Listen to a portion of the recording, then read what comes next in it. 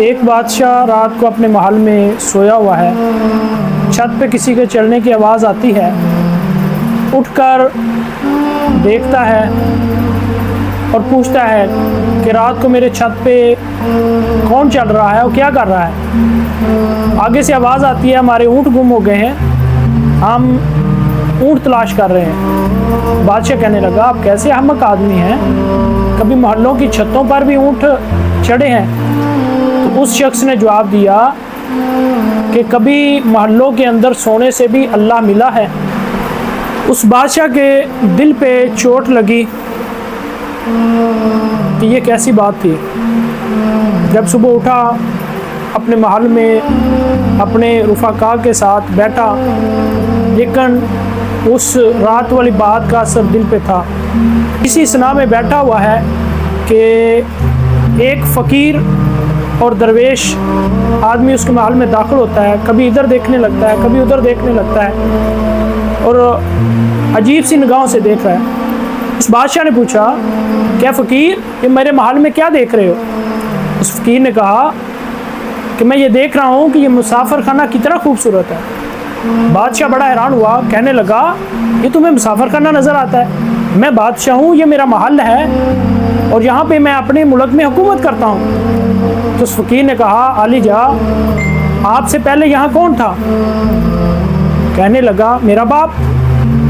اس نے پھر پوچھا آپ کے بعد کون ہوگا؟ کہنے لگا میرا بیٹا۔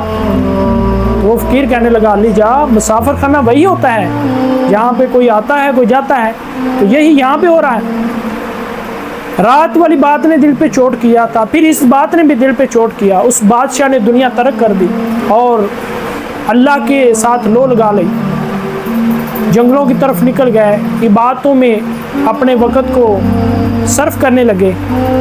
اور ایک وقت آیا کہ وہی بادشاہ ایک دریا کے کنارے بیٹھا اپنی گدڑی فقیری لباس سی رہا ہے۔ جس بادشاہت کو ترک کیا اسی کے وزیر وہاں سے گزرے تو دیکھا کہ یہ تو ہمارا بادشاہ تھا پہلے۔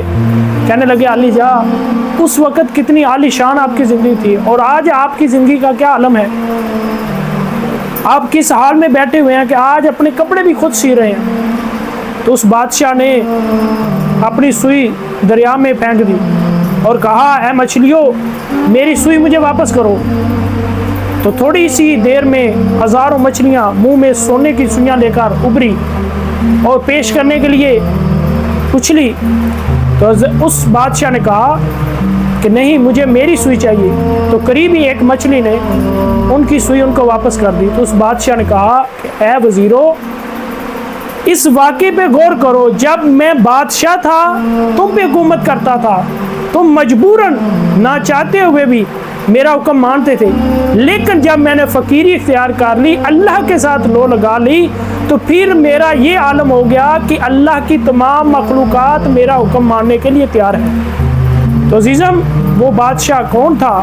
وہ بادشاہ بہت مشہور اللہ کا ولی حضرت ابراہیم بن ادہم تھے، جنہوں نے بادشاہی ترقی اللہ سے لو لگائی تو اللہ تعالیٰ نے اپنی ولایت کے عظیم منصب سے سرفراز کیا۔